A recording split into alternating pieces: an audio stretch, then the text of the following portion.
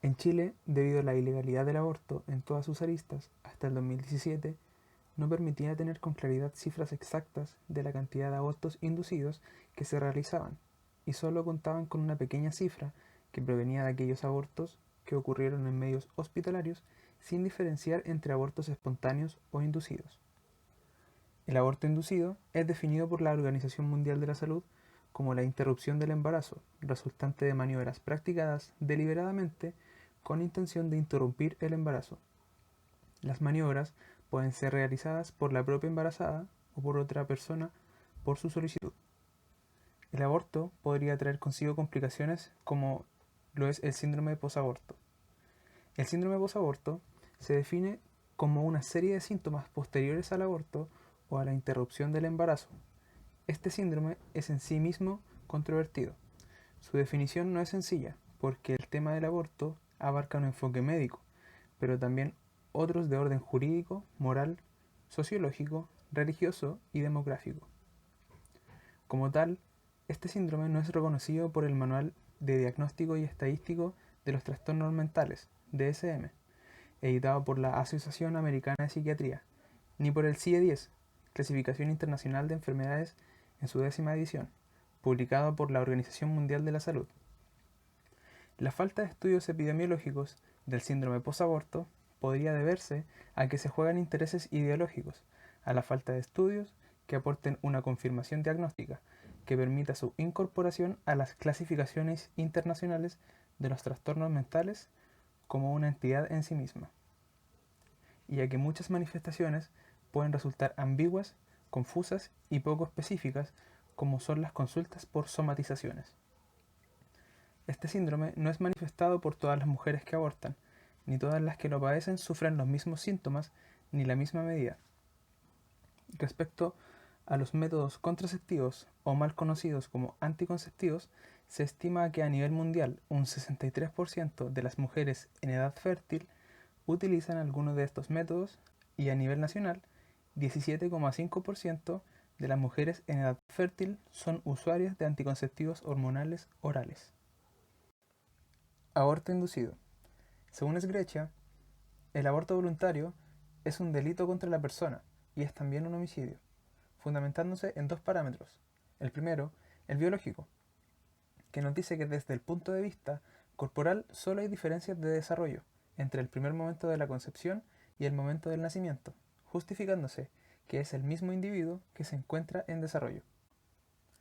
El segundo parámetro es el filosófico, el cual nos habla que desde el momento de la concepción ya se encuentra presente todo el valor de la persona humana, individual por dos motivos principales. El primer motivo nos habla de fusión entre el cuerpo y alma, que es un lazo de unión sustancial y no accidental. En otras palabras, la persona es un ente corporal, una persona encarnada y no solo una entidad que tiene cuerpo. El segundo motivo nos habla de la personalidad, que corresponde con el acto existencial hecha de alma, cuerpo y mente, y este acto existencial actúa desde la fecundación. La manifestación de la realidad existencial se produce gradualmente y continúa durante toda la vida en forma de desarrollo de este recién concebido, por lo que se piensa a la persona como un ser completo en desarrollo. El embrión no es una potencialidad del ser humano, refiriéndose a su desarrollo, sino que, más bien, es una sustancia viviente e individualizada, ya que desde el momento de la fecundación es capaz de desarrollarse hasta el punto de su madurez para expresar el espíritu humano en su máximo esplendor, por lo que hablar de un humano en potencia se considera como una aseveración errónea. Por otra parte, aunque del embrión humano no se delaten todas las características que se consideran humanas de una persona, hay que tener presente que el embrión no tiene en sí como finalidad el ser persona, sino que ya desde el momento de la fecundación, por lo que se le deben respetar sus derechos como persona, partiendo por el derecho a la vida. El término aborto terapéutico no es preciso, debido a que no se trata de una terapia.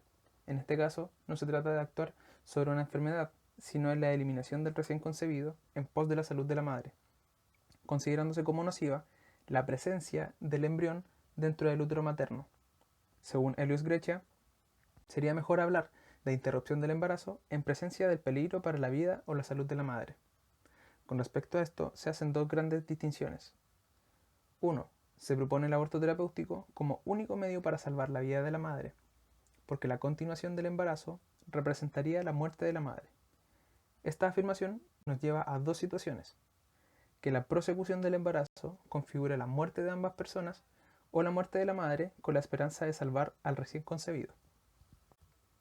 Como segunda distinción, se propone el aborto terapéutico en pro de la salud de la madre, en donde se pueden dar diversas situaciones, tales como que la prosecución del embarazo sea de riesgo mortal para la vida de la madre, incluso más que un daño a la salud propiamente tal, o que la prosecución del embarazo configure un daño grave a la salud de la madre, en el aspecto físico o psicológico.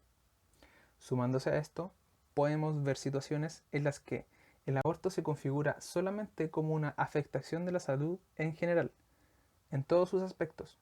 Dicho de otra forma, que el embarazo genere una afectación de la salud, la cual se define como estado completo de bienestar físico, psicológico y emocional, o que las incidencias sanitarias, que son las repercusiones psicológicas derivadas del empeoramiento de las condiciones económicas de la familia por un embarazo eugenésico o una concepción no deseada. Como ya se mencionó, en el aborto terapéutico se incluyen los casos de aborto eugenésico, que es una malformación o enfermedad del feto, de la motivación anticonceptiva, que es un hijo no deseado, y de las motivaciones socioeconómicas. En el caso del aborto eugenésico, según la bioética personalista, no se justificaría el matar al feto por motivo de enfermedad o malformación. Así se plantea también en el artículo Teorías bioéticas, protección de la vida y ley natural, donde se menciona que el aborto eugenésico no parece algo lógico, ni siquiera en los casos más graves, como sería por ejemplo el de una anencefalia.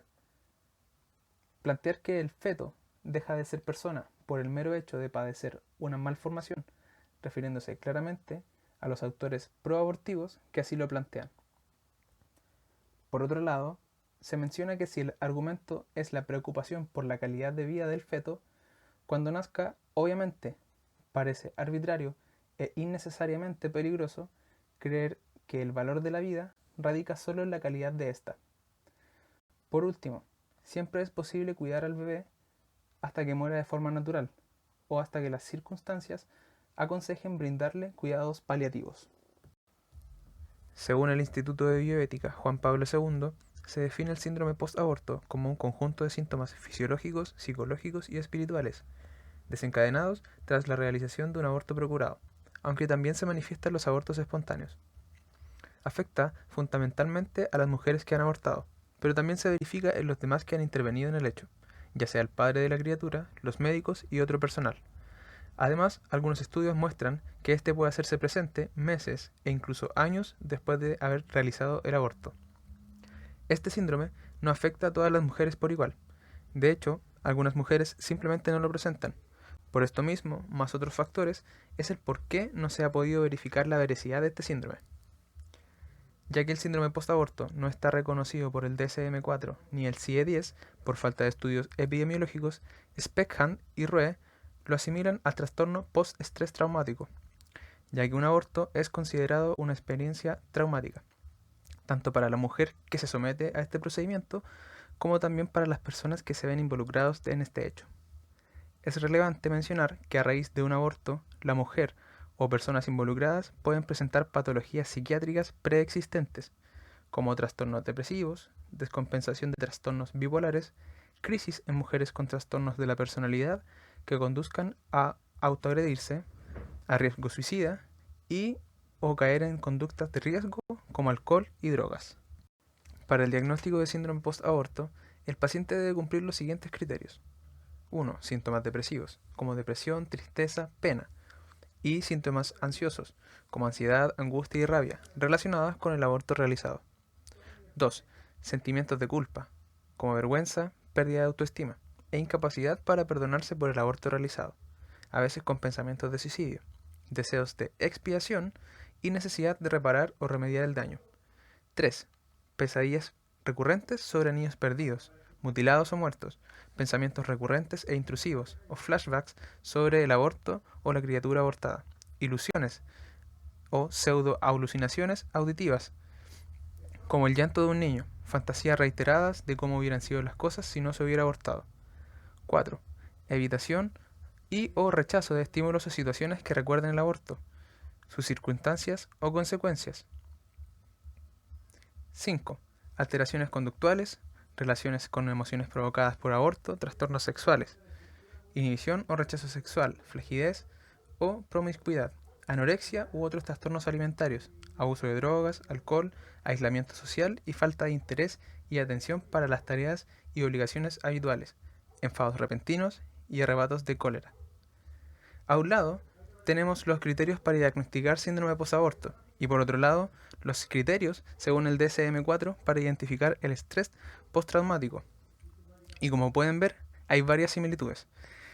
Y esto es para crear los criterios del diagnóstico de síndrome posaborto ha sido en base a los criterios del estrés postraumático.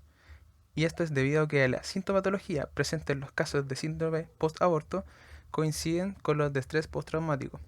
Si se preguntan por qué el DSM-4 y no el DSM-5, que es el actual, esto se debe a que en materia de investigación, y como se ha mencionado antes, existen pocos estudios respecto al síndrome postaborto, y los que existen son bastante añosos.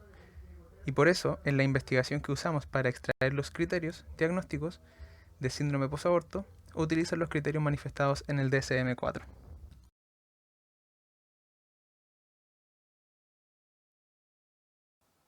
Según Sgrecia, se define como contracepción a los métodos por los cuales los esposos, el hombre y la mujer, privan el ejercicio de su sexualidad conyugal de su potencial capacidad procreadora, y de esta forma se están atribuyendo un poder que pertenece a Dios, el poder de decidir en última instancia la venida a la existencia de una persona humana, atribuyéndose la calificación de no ser cooperadores del poder creador de Dios, sino los depositarios últimos de la fuente de la vida humana. Según el mismo autor, el efecto contraceptivo se puede explicar de dos modos. El primero es mediante el bloqueo de la liberación del óvulo por parte del ovario, mencionado como uno de estos la píldora estrogénica. El segundo es impidiendo el encuentro del óvulo y el espermatozoide durante el acto sexual, como lo son el condón, diafragma y espermicidas. También menciona que no debe considerar como técnica anticonceptiva la esterilización, ya que es una alteración definitiva de la integridad del cuerpo. Por otro lado, se mencionan los tipos de contracepción, categorizándolos en anticonceptivos, interceptivos y antigestativos. Anticonceptivos, los cuales actúan impidiendo que se implante el óvulo fecundado, existiendo los anticonceptivos de barrera, donde encontramos el condón masculino, el cual impide que el líquido seminal se deposite en la vagina. También existe el condón femenino, que funciona como un reservorio para los espermatozoides, impidiendo que entren en contacto con la vagina. El diafragma no está disponible en nuestro país. Este es una membrana de látex que cubre el cuello del útero, impidiendo la entrada de espermatozoides a este. Los anticonceptivos hormonales encontramos la píldora estrogenística, compuesta por estrógenos y progesterona, consistiendo su acción en el espesamiento del moco cervical, impidiendo el paso de los espermatozoides de la vagina al útero. Este método expone a la mujer a diversos riesgos para su salud, desde el riesgo de una trombosis venosa profunda hasta accidentes cardiovasculares, existiendo también efectos colaterales. También se mencionan los espermicidas, pero estos presentan una escasa acción anticonceptiva. De hecho, se les considera como los anticonceptivos menos efectivos. Dentro de los métodos interceptivos podemos encontrar los hormonales y los mecánicos. Los hormonales, como la mini píldora o píldora del día después, la cual contiene progestágenos, evita la ovulación o que el óvulo sea fecundado. Estas presentan una serie de efectos colaterales en la mujer. Y también encontramos los interceptivos mecánicos, como el dispositivo intrauterino con cobre. El mecanismo de acción de este es que el cobre afecta a los espermatozoides, matándolos o disminuyendo su movilidad, como también altera el moco cervical y la motilidad de las trompas de falopio. Como último método, encontramos los antigestativos, o también llamados métodos abortivos. Es un conjunto de técnicas que actúan alterando la vía del transporte e implantación del óvulo fecundado. Estas se llaman impropiamente anticonceptivas porque no impiden el encuentro de dos gametos, sino que impiden que éste anide o impiden la prosecución del embarazo una vez que el embrión se ha implantado. Aquí encontramos la mini píldora o anticoncepción hormonal de emergencia, píldoras que se usan en dosis especiales para prevenir el embarazo no planeado. Y también encontramos los implantes subdérmicos de progestágeno, que es una cápsula de plástico que se coloca bajo la piel y que libera en un ritmo constante pequeñas dosis diarias de progestágeno. Cuando los cónyuges realizan el acto conyugal, expresan en sí mismo y en totalidad sus dimensiones, dando paso así a la procreación humana, la cual es una de las más importantes selecciones de pareja, y es una de las finalidades de la opción conyugal. Esta no se puede excluir, es decir, cuando se niega la fecundidad, no solo se contradice el acto conyugal y la capacidad procreadora, sino que también los cónyuges se están atribuyendo un poder que pertenece a Dios, por lo que esta decisión conyugal se debe inspirar en los siguientes principios. El principio de la responsabilidad. Solo les compete a los cónyuges la decisión de procrear o no, es decir, ninguna institución puede legislar sobre lo contrario, lo cual se considera ilícito. El matrimonio debe tomar la decisión responsablemente, evaluando los valores necesarios, así como también las condiciones de las que se dispongan. Cuando el hombre y la mujer se entregan el uno al otro a través del amor verdadero, lo hacen libremente, solo si se respeta la integridad del acto, es decir, respetando y expresando las dimensiones psicológicas, afectivas y las biológicas o físicas. Por el contrario, sería irresponsable expresar solamente una de las dimensiones. Por ejemplo, expresar solo la afectiva o solo la física, excluyendo el fin procreativo. También se considera como una conducta irresponsable no reconocer a sí mismo o al otro como una persona que debe ser respetada y no explotada, como por ejemplo cuando el hombre le delega a la mujer la carga de usar métodos contraceptivos. Sería erróneo, puesto que la fertilidad es responsabilidad de ambos individuos. Por último, también entra en las esferas del principio de la responsabilidad el evaluar la propia situación por el bien de los hijos, que ya son parte de la familia. Por ejemplo, distanciar los nacimientos. Esto se puede hacer mediante los métodos en los cuales los cónyuges conocen que el acto conyugal resulta no fecundo, como los métodos naturales. También existen situaciones en las que la pareja podría acogerse al derecho de no procrear, el cual se puede usar solamente en determinadas condiciones, como por ejemplo cuando existe un riesgo para la salud o incluso perder la vida. En este caso, los cónyuges no deben sostenerse en actos fecundos. Uno de los métodos naturales que reafirma este principio y que hace que la pareja sea capaz de conocer los periodos de fertilidad e infertilidad del ciclo menstrual de la mujer a fin de poder regular sus relaciones sexuales es el método de Billings, en el cual se identifica el periodo fértil e infértil a través de las características del moco cervical y características subjetivas, las cuales van cambiando a lo largo del ciclo menstrual. El Billings da paso al principio de la responsabilidad del matrimonio, contrario a la anticoncepción, que no lo permite, dado que el método de Billings no es un método contraceptivo, sino que permite a la pareja conocer su fertilidad. Es un tipo de planificación familiar natural, también conocido como método basado en la concientización sobre la fertilidad, que hace uso de las observaciones del flujo cervical de la mujer. Las investigaciones demuestran que este flujo constituye una señal confiable de la fertilidad, porque el flujo se siente y luce muy diferente durante la fase fértil y la infértil. Si una mujer aprende a identificar el flujo cervical fértil, ella sabrá cuándo es más probable de concebir. Usando esta información, la pareja modifica su conducta para lograr o evitar el embarazo de acuerdo a sus metas de planificación familiar. El principio de la verdad del amor. Este principio trata sobre el amor humano y por ello el método para buscarlo. Nos habla de que la fecundación deberá descubrirse como un hecho de expresión del amor verdadero o de ambas personas, objetivo y verdadero en su totalidad, ya que el acto conyugal tiene la dignidad particular ético-ontológica, destacándolo de otras actividades humanas por ser un acto per se. Está abierto a la existencia, es decir, una vida a una persona, siendo un acto que implica la unión de la totalidad de dos personas, tanto la dimensión física, afectiva como espiritual, implicando una intervención de Dios.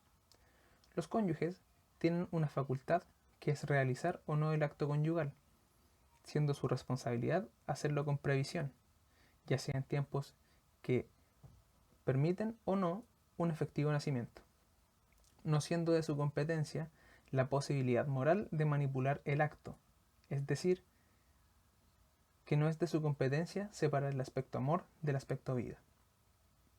De esta forma, se entienda por qué se piensa que los métodos naturales respetan la totalidad y peculiaridad del acto conyugal, mientras que los anticonceptivos reducen el hecho de esa totalidad, considerándose ilícitos y no totalmente humanos. El principio de la sinceridad se refiere a los motivos que tienen los cónyuges frente a la decisión de generar una vida nueva o no, lo que entendemos como responsabilidad conyugal. Estas motivaciones, las cuales deben ser éticamente correctas, siempre deben ser sinceras y que además no estén dirigidas hacia una mentalidad egoísta, en la cual se usan métodos adaptados éticamente, como los métodos naturales, para fines en los que el hombre o la mujer desconocen su propia naturaleza y niegan el principal fin del acto conyugal. De esta misma forma, podemos valorar negativamente los métodos naturales, al igual que los medios de anticoncepción artificial, puesto que, para que una acción sea lícita en el campo ético, se requiere que el fin sea lícito y sean lícitos también, objetivamente hablando, los medios y los métodos. El principio de la vida física. Este principio no se respeta, debido a que desde un comienzo se le niega la vida al embrión, partiendo porque no se le reconoce como un ser humano en sí, sino como proyecto de uno, negando el valor ontológico que intrínsecamente tiene un ser humano. El aborto no respeta la vida, ni la promociona, y estas son dos premisas sumamente importantes de este principio. Desde nuestro punto de vista, como futuros profesionales de salud, es de suma importancia que exista una defensa activa de la vida y una promoción de esta misma. En el caso del aborto terapéutico, es completamente inmoral elegir una vida sobre la otra, y en este caso, la de la madre por sobre el hijo. Una razón es porque son personas diferentes e individuales.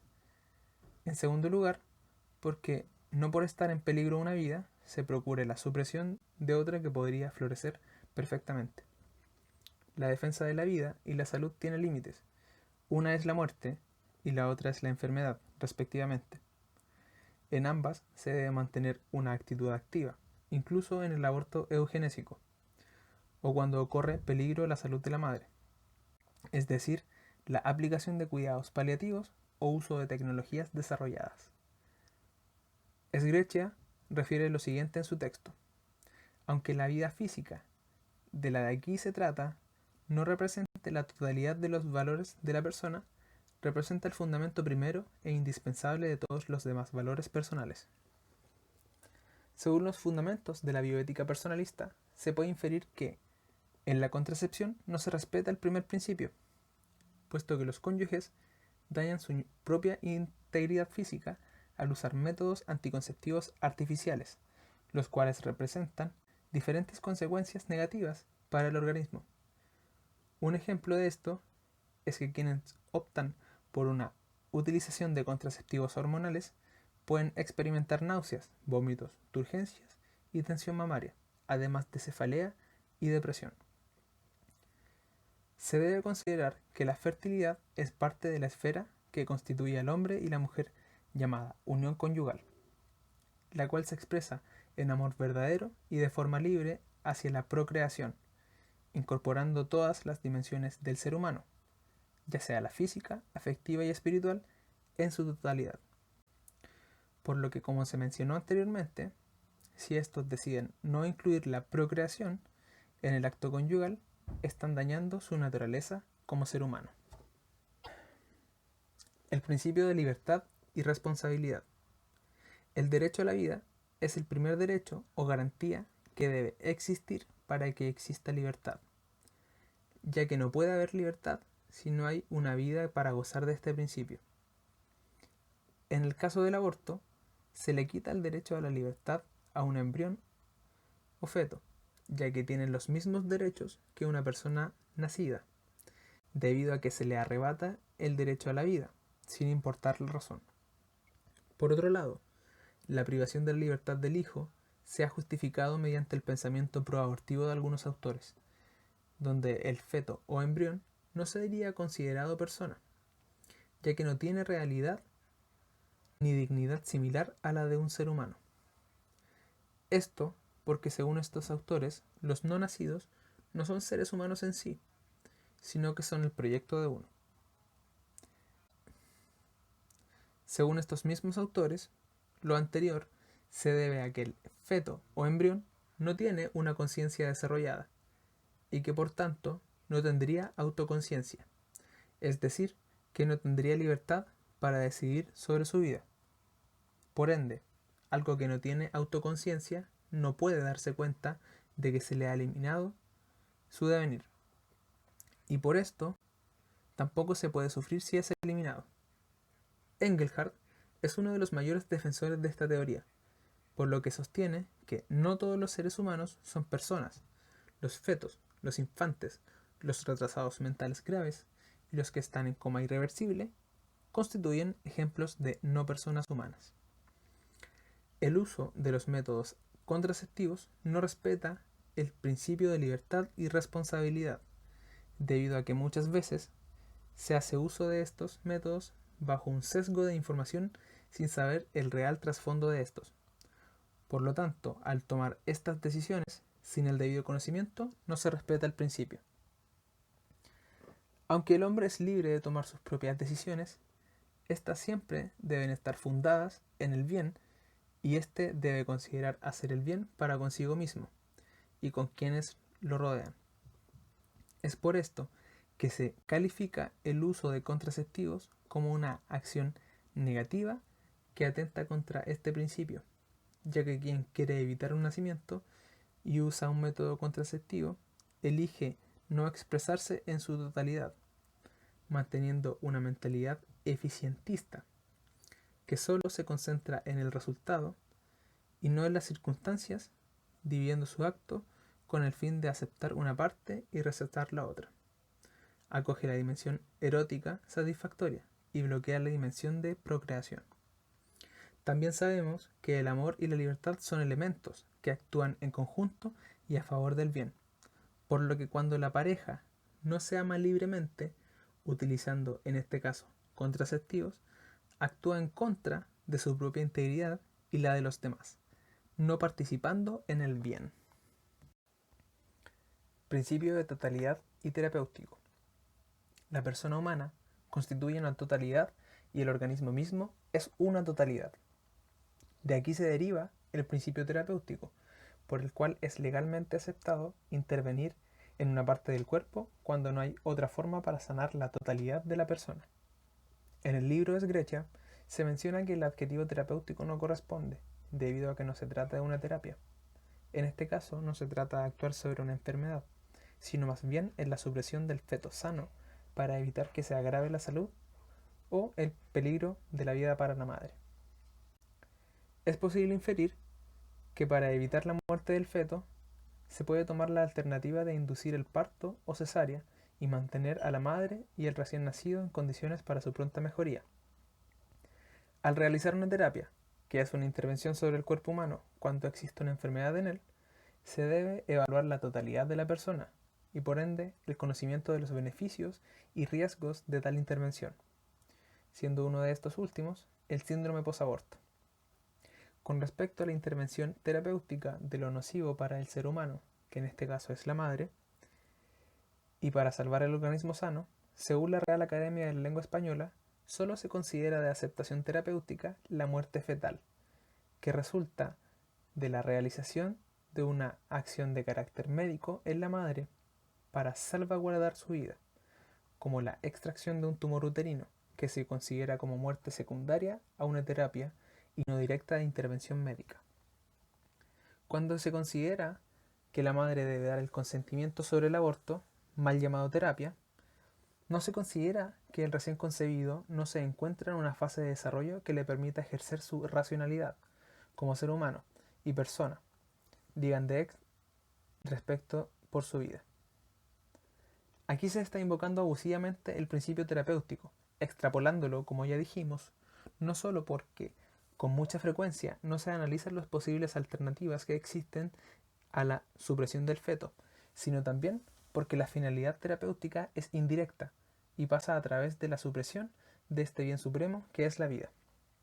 La contracepción transgrede este principio, ya que al usar métodos contraceptivos se rechaza la capacidad del organismo de procrear en el total del transcurso de la vida fértil, ya que se seleccionan ciertos periodos donde la pareja no puede generar una nueva vida por el uso de estos. El principio de solidaridad y subsidiariedad. La persona está antes que la sociedad, porque esta última tiene su origen en las personas y su fundamento en completar y ayudar al crecimiento de cada una de las personas. En otras palabras, la sociedad es para la persona y de la persona. De acuerdo a este principio, relacionándolo al aborto, no sería respetado debido a que la sociedad no promociona la salud y vida del feto, sino que es considerado como algo que forma parte del organismo de la mujer y no como un ser individual e independiente de ella, además de un ser social, al que se le debe respetar la vida y salud, como a cualquier persona. Este principio compromete a todas las personas en su propia realización y en este caso el de la sociedad. Es decir, que el hecho de la vida y la salud depende también de la ayuda de las demás personas y por ende del feto, en este caso al calzar su nacimiento. Con respecto a la subsidiariedad, no se respeta, debido a que actualmente no se destinan fondos monetarios para mantener a los fetos mediante los cuidados paliativos, cuando es un embarazo eugenésico, o cuando la madre corre peligro, debido a que es mucho más fácil y barato generar un aborto terapéutico que mantener un tratamiento más prolongado en pro de la vida del recién concebido. Podemos contrastar esto con respecto a las nuevas legislaciones sobre la regulación de la despenalización del aborto bajo 3 causales en Chile, que se contradice con las demás leyes, que buscan, en resumen, el bien común y defensa de cada una de las vidas pertenecientes a un Estado. Se pierde lo que moralmente se contradice como el aborto y que actualmente se ha convertido en una práctica social. Quien autoriza a dar muerte a una persona inocente lesiona el valor en el que se funda toda la sociedad y cada una de las personas. La persona humana es el valor máximo en el mundo y trasciende cualquier otro bien temporal, como los recursos económicos. En relación a esto, hay que adecuar la economía a la persona y no sacrificar la persona por problemas económicos. Esto es más cierto aun si se tiene presente que la vida de cada individuo no es un bien personal inalienable, sino también un bien social y de todos. Por tanto, la sociedad tiene la obligación de defenderla y promoverla. En cuanto a este principio, se deduce que no se respeta, dando que los métodos anticonceptivos no son seguros desde el punto de vista biológico ni psicológico. Por lo tanto, su prescripción sería ilícita. Es importante mencionar que el uso de anticonceptivos está ampliamente difundido en la población y aceptado moralmente por la sociedad, y tal como lo menciona Grecha, el consejo médico, frente a una pareja que solicite contraceptivos, debe informar sobre los daños y contraindicaciones, para que de esta forma el individuo se comprometa con su propia salud y considere todas las dimensiones del ser humano, contribuyendo a un rol positivo, activo en la sociedad. El avance de la ciencia ha abierto caminos en todo aspecto de la vida. Sin duda que estos avances han contribuido al desarrollo humano y de la tecnología de una manera asombrosa en las últimas décadas. Pero estos avances traen consigo también procesos que pueden llegar a ser muy cuestionados por la comunidad científica, la Iglesia y el mundo. Dentro de estos procesos se encuentra el aborto, que si bien se ha convertido en una forma legal de disminuir la tasa de natalidad, ha llevado la controversia a todo el mundo. La postura de la bioética personalista es clara. La vida humana debe ser respetada y protegida de manera absoluta por la sociedad, desde el momento de la concepción. Es desde este punto que se le deben reconocer sus derechos como persona humana, principalmente el derecho inviolable de todo ser inocente a la vida.